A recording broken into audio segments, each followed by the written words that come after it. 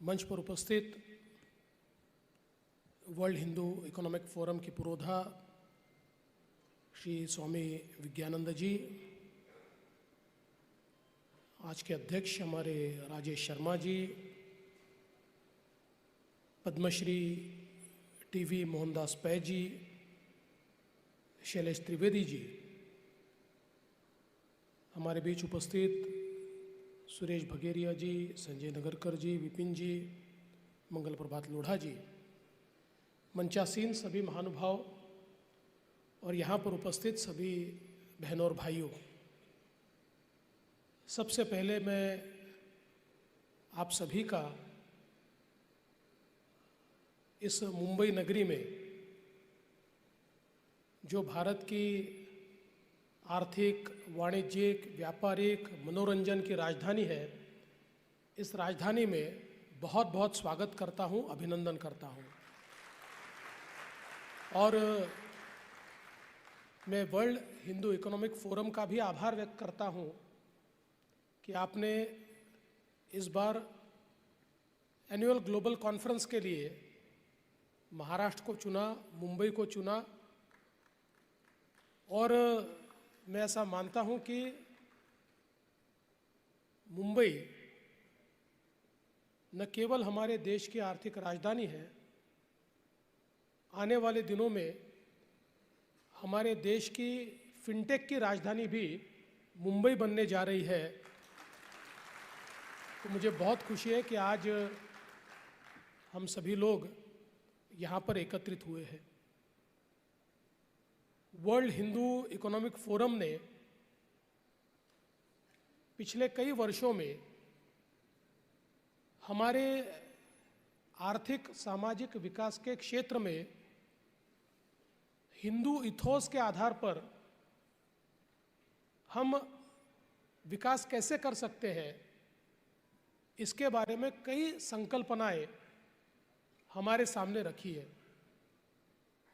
हम सभी लोग जानते हैं कि पश्चिमी सभ्यता में और हमारी सभ्यता में एक मूलगामी अंतर यह है कि वहाँ यह माना जाता है कि सर्वाइवल ऑफ द फिटेस्ट, जिसमें ताकत होगी वो जिएगा, जिसमें ताकत नहीं होगी वो समाप्त हो जाएगा।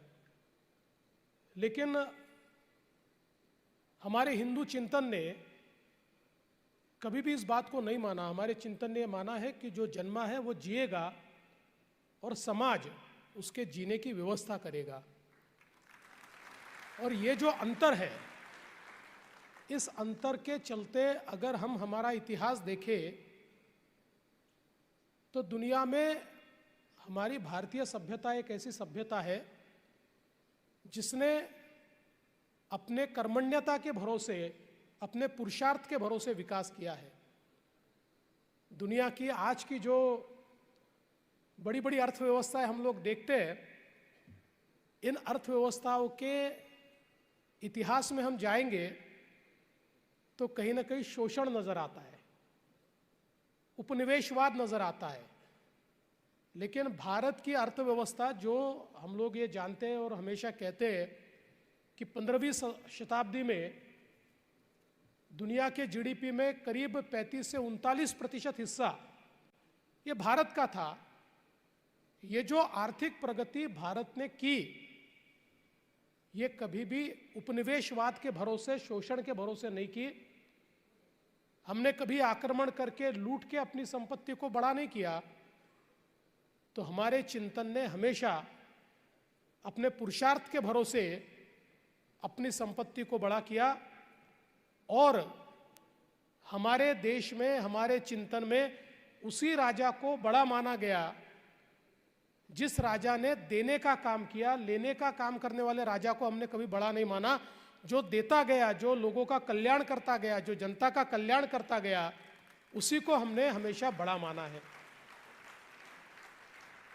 और हम लोग ये भी जानते हैं कि एक प्रकार से अंग्रेजी हुकूमत के बाद या लगातार आक्रमणों के बाद जिस प्रकार की अवस्था हमने इस देश में देखी, और स्वतंत्रता के बाद जिस प्रकार का आर्थिक चिंतन हमने देखा, तो तो वो दौर भी था कि 90 के दशक में हम लोगों का मजाक उड़ाया जाता था और कहा जाता था हिंदू रेट ऑफ ग्रोथ।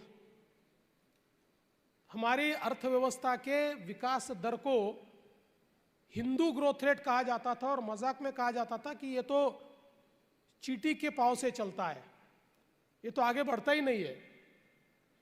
या फिर यह भी कहा गया कि एक प्रकार से ये तहस नहस होने वाली अर्थव्यवस्था है, एक प्रकार से समाप्त होने वाली अर्थव्यवस्था है।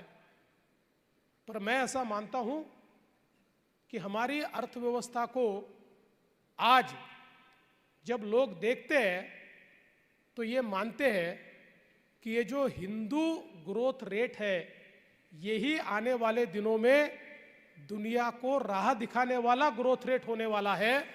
और आज जब लगातार हम लोग दुनिया की सबसे तेजी से बढ़ती हुई अर्थव्यवस्था बने हैं, दुनिया की 5वीं सबसे बड़ी अर्थव्यवस्था से 3री सबसे बड़ी अर्थव्यवस्था की ओर जा रहे हैं, ऐसे समय मैं ऐसा मानता हूं कि भारत ने दुनिया के सामने उदाहरण पेश किया है।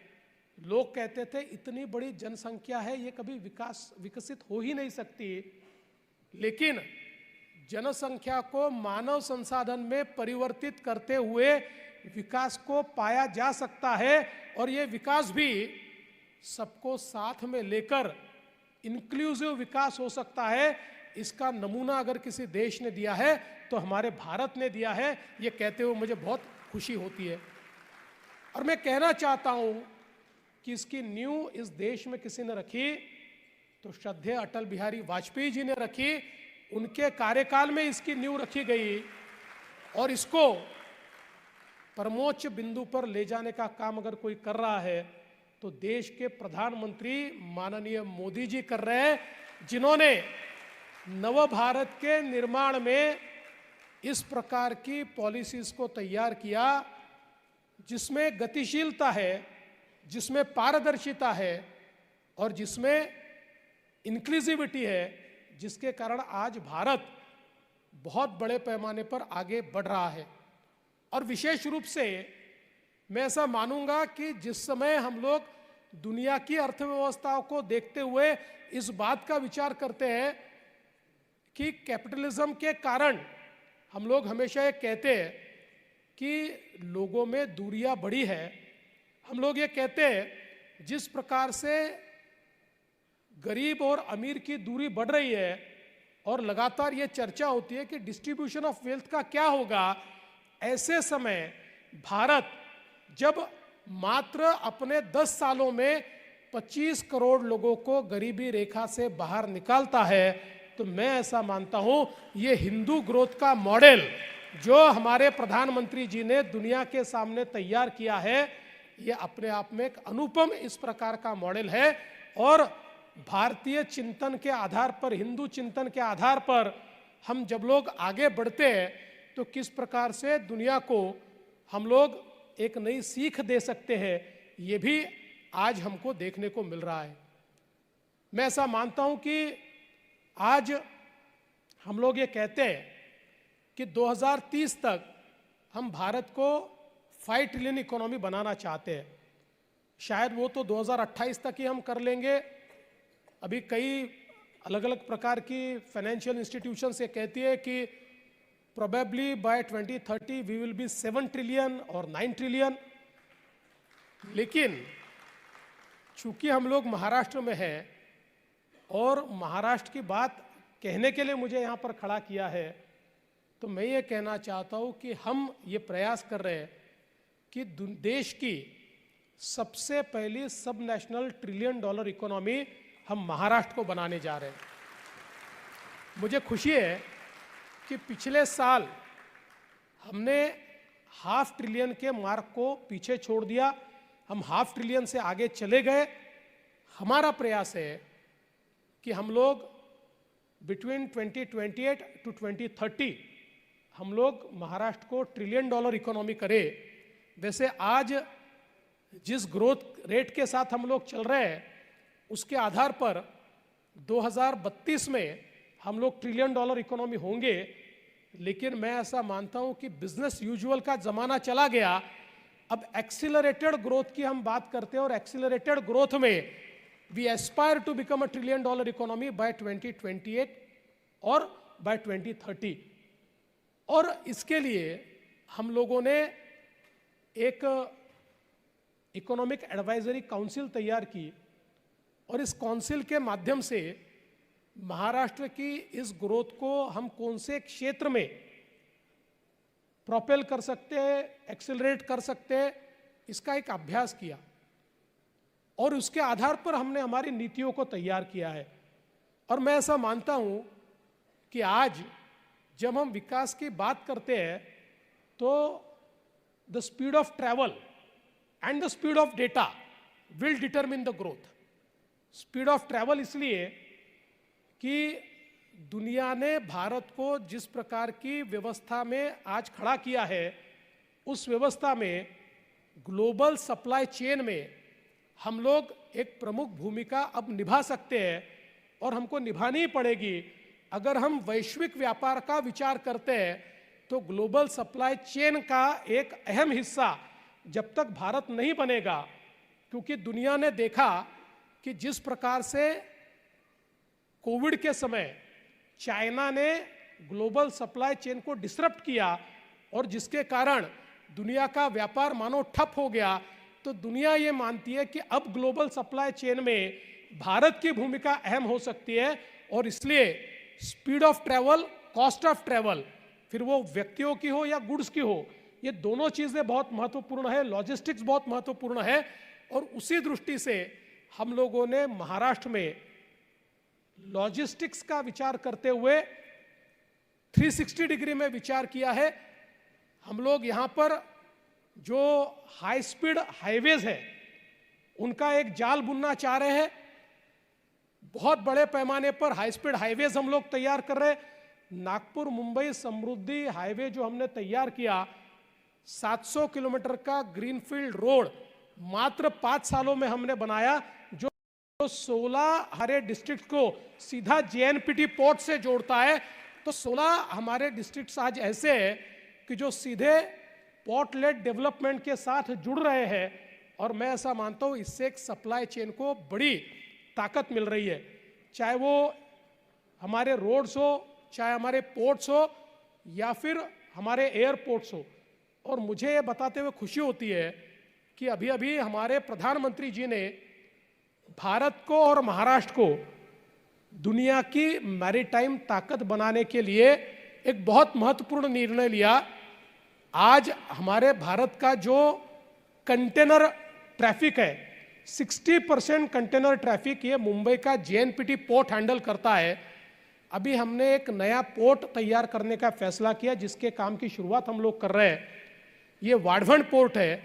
ये पोर्ट JNPT पोर्ट से 3 टाइम्स बड़ा, 3 गुना बड़ा पोर्ट है और 10 किलोमीटर तक 20 मीटर डीप ड्राफ्ट का ये पोर्ट है। दुनिया का सबसे बड़ा जहाज भी इस पोर्ट पर आ सकता है। तो भारत को एक नई मैरीटाइम ताकत के रूप में अब महाराष्ट्र डेवलप करने वाला है और मैं ऐसा मानता हूँ हमारे सप्लाई चेन में एक बहुत महत्वपूर्ण भूमिका ये पोर्ट आने वाले दिनों में तय करेगा। आज हम देख सकते हैं जिस प्रकार से इंफ्रास्ट्रक्चर का पुश हमारी सरकार ने दिया है, विशेष रूप से मोदी जी की सरकार देश में आने के बाद और बीजेपी की सरकार महाराष्ट्र में आने के बाद 2014 के बाद जिस प्रकार से हमने इंफ्रास्ट्रक्चर के सेक्टर को बदला है।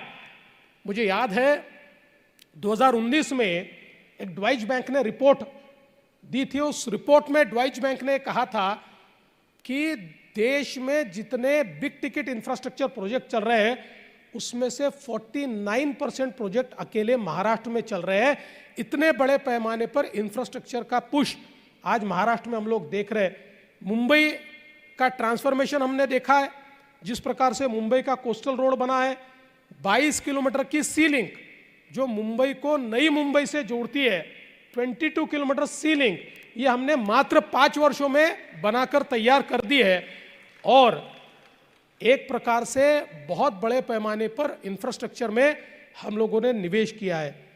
और ये स्पीड ऑफ ट्रैवल के साथ साथ स्पीड ऑफ डेटा, ये भी मैं ऐसा मानता हूँ बहुत महत्वपूर्ण है, क्योंकि आने वाले दिनों में जिस डिजिटल इकोनॉमी की ओर हम लोग जा रहे हैं उसमें हम ये प्रयास कर रहे हैं कि Mumbai and Maharashtra should be data capital. और आज मुझे बताते हुए खुशी होती है कि हमारे देश में जितनी डेटा सेंटर की कैपेसिटी है उसकी 65% कैपेसिटी अकेले महाराष्ट्र ने खड़ी की है। और आने वाले दिनों में जो सारा हमारा डेटा रिलेटेड बिजनेस है, ये बिजनेस महाराष्ट्र में संचालित होगा। इस प्रकार की व्यवस्थाओं को हमने खड़ा किया है। और मैं ऐसा मानता हूं कि आज डिजिटल इकोनॉमी और विशेष रूप से आर्टिफिशियल इंटेलिजेंस जिस प्रकार से अर्थव्यवस्था को डिसरप्ट कर रहा है, ये एक पॉजिटिव डिसरप्शन, इसको हम लोगों को स्वीकारना ही होगा। क्योंकि मैं हमेशा कहता हूं कि टेक्नोलॉजी को नकार कर कोई आगे नहीं जा सकता। टेक्नोलॉजी तो घोड़े के जैसी है। अगर घुड़सवार घोड़े पर बैठकर उस घोड़े को दौड़ाए तो हमारी गति बढ़ सकती है। इसलिए घोड़े पर बैठकर दौड़ने से डरना नहीं चाहिए। टेक्नोलॉजी भी घोड़े जैसी है, उस पर अगर हम बैठ गए तो हमारी स्पीड को कोई रोक नहीं सकता। और घोड़ा जो उस पर घुड़सवार ठीक से बैठता है उसी को मानता है, उससे आगे बढ़ नहीं सकता। इसलिए टेक्नोलॉजी भी हमसे कभी आगे नहीं बढ़ सकती। और इसलिए टेक्नोलॉजी एक ऐसी चीज़ है जिसके आधार पर आने वाले दिनों में इस अर्थव्यवस्था को हम लोग तेजी से आगे ले जाएंगे। और टेक्नोलॉजी का सबसे बड़ा फायदा ये होता है कि टेक्नोलॉजी इंक्लूसिव होती है। टेक्नोलॉजी ये समझती नहीं है कि ये व्यक्ति गरीब है या अमीर है, औरत है या आदमी है। टेक्नोलॉजी में तो ये तय होता है कि एक वर्चुअल क्यू होता है, first in and first out. इस आधार पर टेक्नोलॉजी काम करती है। और इसलिए मैं ऐसा मानता हूं कि जिस समता की, जिस समरसता की बात हम लोग करते हैं, उसको अचीव करने के लिए भी टेक्नोलॉजी एक बहुत बड़ा टूल है, जिस टूल के आधार पर आने वाले दिनों में एक विकसित इस प्रकार का महाराष्ट्र हम लोग तैयार कर रहे हैं। और ये करते हुए हम लोगों ने ये प्रयास किया है कि वाटर, पानी एक बहुत महत्वपूर्ण चीज़ है। वाटर कंजर्वेशन पर हमने बहुत जोर दिया है। वाटर कंजर्व, क्योंकि हम लोग तो हमारे इथोस में हम लोग कहते हैं तेन तख्तेन भुंजिता, हम लोग ये कहते हैं त्याग से सेवन करो। आज दुनिया जो कह रही है वो हमने पीढ़ियों दर पीढ़ी हमने कहा है कि अगर हम लोग केवल शोषण करेंगे तो हम कभी भी हमारी धरती को बचा नहीं पाएंगे। हमको तो दोहन करना पड़ेगा। जिस प्रकार से हम गोमाता का दोहन करते हैं वैसा ही दोहन हमको करना पड़ेगा। शोषण करके हम दुनिया को नहीं बचा सकते। उन्हीं इथोस के आधार पर हम लोगों ने वाटर कंजर्वेशन पर बहुत जोर दिया। और मुझे कहते हुए बहुत खुशी होती है, 2020 में भारत की सरकार ने जिस समय पूरे देश का वाटर टेबल का एक चार्ट घोषित किया तो उसमें देश के अलग अलग राज्यों में वाटर टेबल कम हुआ था, लेकिन महाराष्ट्र एक राज्य ऐसा था जिसमें वाटर टेबल ऊपर आया था। और साथ साथ देश में जितने वन है, जंगल है, इसका जो आच्छादन है, इसमें भी सबसे ज़्यादा जंगलों की बढ़ोतरी ये महाराष्ट्र में हुई थी। तो सस्टेनेबिलिटी के साथ हम लोग काम करना चाहते। अभी नदी जोड़ प्रकल्प हमने शुरू किया है जिसमें हम लोग नदियों को जोड़ने का काम कर रहे हैं। और विशेष रूप से जो रिन्यूएबल एनर्जी है, इसमें महाराष्ट्र ने बहुत बड़े पैमाने पर काम शुरू किया है।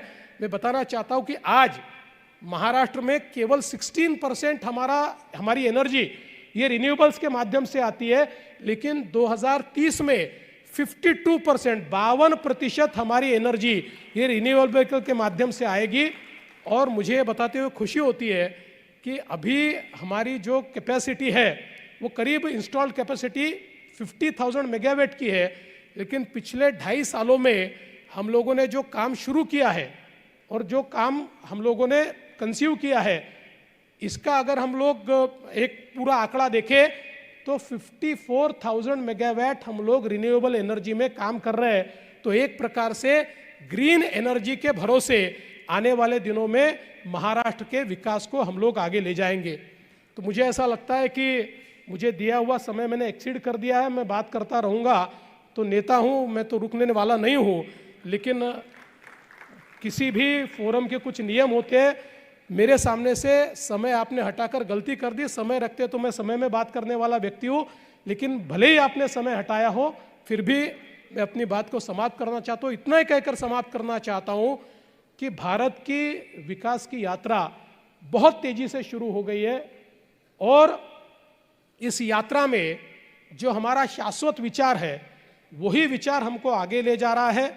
जिस प्रकार से हमारे देश में केवल आर्थिक और सामाजिक नहीं तो सांस्कृतिक पुनरुत्थान भी हमारे प्रधानमंत्री जी के नेतृत्व में हो रहा है, ये सारी चीज़ें मिलाकर भारत को एक मजबूत देश के रूप में प्रस्थापित कर रही है। आने वाले दिनों में दुनिया भारत की ओर ही देख रही है, दुनिया को दिशा भी भारत देने वाला है और ऐसे समय इस भारत के पावर हाउस के रूप में, इस भारत की रीढ़ की हड्डी के रूप में, इस भारत की ताकत के रूप में महाराष्ट्र को प्रस्थापित करने का काम हम करेंगे, ये विश्वास मैं आप सभी को देता हूं। फिर एक बार अलग अलग देशों से यहाँ पधारे हुए हमारे वर्ल्ड हिंदू इकोनॉमिक फोरम के सभी सदस्यों का मैं बहुत बहुत स्वागत करता हूँ। हमारे सभी पदाधिकारियों का आभार व्यक्त करता हूँ कि आपने महाराष्ट्र और मुंबई को ये मौका दिया कि यहाँ पर ये कॉन्फ्रेंस हो रही है। बहुत बहुत धन्यवाद। जय हिंद, जय भारत, जय महाराष्ट्र।